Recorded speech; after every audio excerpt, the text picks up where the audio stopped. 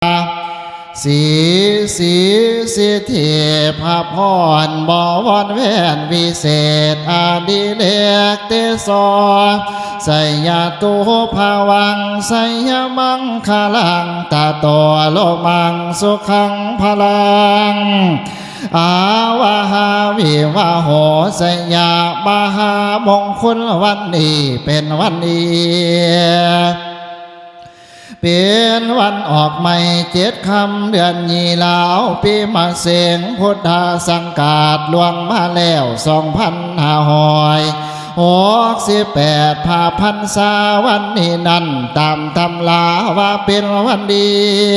เป็นวันดีที่อมตะโศกตกหน่วยนี้สมมติว่าเป็นตกไม่จันขันหน่วยนี้แม่นขันไม่แก้วปุณณาตอกแต่งแล้วจึงได้แต่งพระควันอยู่ซ่อนร้อนใส่ลายมีทั้งไฟผู้แขนแหวนใส่ก้อยปัดหน่อยซอยสังวานมงคนการอันประเสริฐบนแก้วเกิดนำพาวาสนาทรงให้ลัวลาบได้สมดังปรารถนาผู้เพปุญญาตาสันนิวาสธรรมโมภาสแผ่ความดีปารามีอยู่ทรงเป็นยอดป้องความเพียรใจเสถียรมาพบพอนางหน่อยนอกันลายานีงามโสภิสีศาสตร์ซองเนี่ยเกียงคองคมคำมาหมวยผมดำสีสังงาได้เจ้าสาวมีนามว่านางดาลพรปัทมมาวงบุญนำพาทรงโยได้พบโคที่สมใจงามสดใสเพิดแผ่วได้เจ้าบ่าวมีนามว่าเท้าโลเมีใส่ยาเผาเป็นคู่แก้วและพวกขวัญจบกระบวนทวนทีพวกน้องพี่ปิดาบุญนำพาวาสนาทรงโยบ่ได้มีหัวปู่ปัญญาได้พัญญาอันงามพองใส่ห้องตองจัญญาบุญนำพานันเอกได้พิเศษเป็นมงคลนับเป็นบุญยิ่งแล้วหับพรแก้ว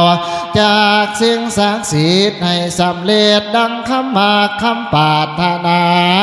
ทุกสิ่งทุกประการนั่นแด่ก็ขาดเธอนับมา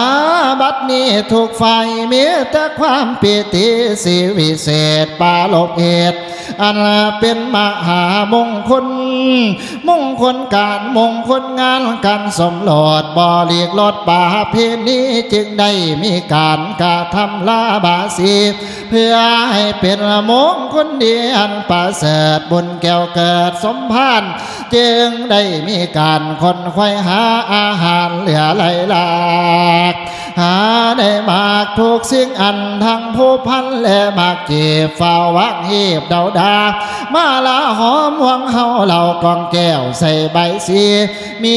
ทั้งไข่หน่วยดีเกียงปอดมีทั้งกาโคลาไก่โตผู้ออกแต่งใส่ตอกสวยรวยงามไหวไหวเลิศแล้วภาคควันแก้วยกย่อมาเพื่อให้ผู้ค้านี่นั่นมาทำลาบาสีเพื่อความสุขสวัสดีพิลาภเกิดมีแก่เจ้าทั้งหลายหมายมีเจ้าบ่าวและเจ้าสาวนั่นแดกก็ขาดเธอนะว่ามาเย่ควานเอิ้นขวัญเด้อว่ามาเย่ควัน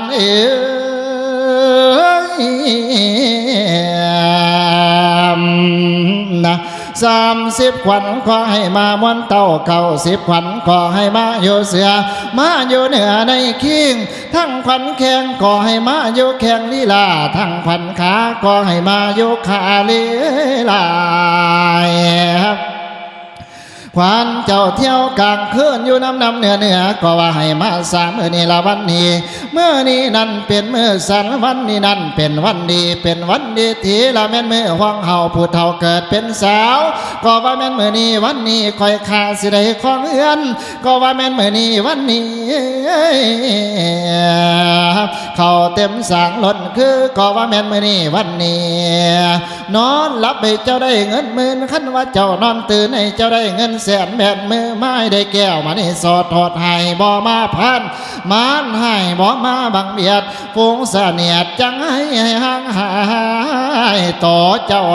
วันนี้นั่นเป็นมือแขนเท้าไกลแขนนางให้สุขสมัยบังพำพร้อมเท่าแก่มานั่งล้อมอยู่สมเสยคันว่าเจ้าเป็นเคยให้มีใจแพ้กว้างเจ้าอย่าได้วัดอ้างสรรพสิ่งสันใด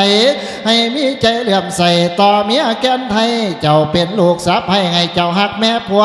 อย่าได้เบาหัวนัวควันผัวเสืองสู้นักปราชญ์ผู้นั่นละมันฟังธรรมถึงเดือนดำเจ้าอย่าได้เที่ยวเล่นย้ำคำเฮือนหลังตำนั่นละแม่นเฮือนอาใส่ข้าสูงหลังใหญ่กระทอดใส่ปานล้มหลังคมนั่นละแม่นเฮือนพอเกยซ่านต่อหลังสูงนั่นละแม่นเฮือนลุกในเฮือนป่าขันว่าได้กินซีนให้เจ้าทรงเฮือนอาขันว่าได้กินปลาให้เจ้าทรงเฮือนยาเพิ่นสาเจ้านั้นหมุนควังสูบให้ขันเจ้ามีลูกสาวลูกใส่หัวหมดทอนให้ได้ฟังคำสอนตาใหญ่แม่และพ่อยได้เป็นผู้ประเสริฐต่อใจควังนั้นว่องสาตาเบื้องซ้ายอย่าได้แลหาซ้ายตาเบื้องขวาอย่าได้เลี้ยวหาซัวถึงยามเลี้ยงให้เจ้าแต่งผ้าเข่าหอดยามเศร้าให้เจ้าแต่งผ้าง่ายอย่าสินอนหลับไหลตื่นสายนี่ผิดเหตุให้เจ้ากีบหมากไว้ป่าสงใส่ดอกผ้าง่ายลาคำเอ้ยขันเจ้ามีเมียแล้วขันเจ้ามีผัวแล้วไอ้เจ้าทิมใจเก่าเด้อคำลือเราให้น้อยให้เจ้านั้นใหญ่ไพเราให้ใหญ่ให้เจ้านั้นใหญ่คนนะเมื่อมองคนของเจ้าแล้วมองแล้วให้อยู่ดีว่ามาแย่วา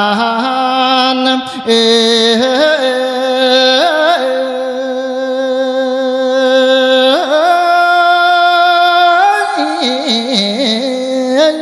ว่ามาเยอะควันเลยทางควันผัวก็ให้มาสมเมียอยู่นี่นำหอดย่ำคำให้เจ้าเขาบอนนอนหัวยังหมอนให้มีใจหักห้อยได้ตั้งหน้าต่อเมียตนอย่าได้ขาดว่าแล้วก็จึงไม่เอาฝ่ายผูกแขนลาดควันลานจังหวะสาธุเดิมพวกเบื้องเบื้องซ้ายขวัญเจ้านี่ให้มาพวกเบื้องขวาขวัญเจ้านี่ให้โยมาทุกเมื่อมาทุกองมาทุกเพื่อนทุกวันนั้นแต่ก็ขาดเธอนะเมื่อนี่นั่นเจ้าทั้งหลายให้มีอายุยืนยาวอย่าได้สั่นมันให้เจ้ามันยิ่งกว่างามเขากวางมันให้เจ้ามันปั่นข้างหมูถอกเทือนมันให้เจ้ามันปั่นเคลื่อนสร้างหงมันให้เจ้ามันปั่นโป่งสร้างล้อมันให้เจ้ามันปั่นก้อนหินแดงแข่งให้เจ้าแข่งปั่นแผ่นน้อยหินลาดสูงเพียงอาจนั่นแม่นเขาสุมินใหญ่เพียงต่อขวัญเจ้าอย่าได้หักใหญ่เพียงหลักขวัญเจ้าอย่าได้ก้นอย่าได้มนเหมือนตองอย่าได้มองเหมือนเท่าอย่าได้เท่าเก่าเสียสี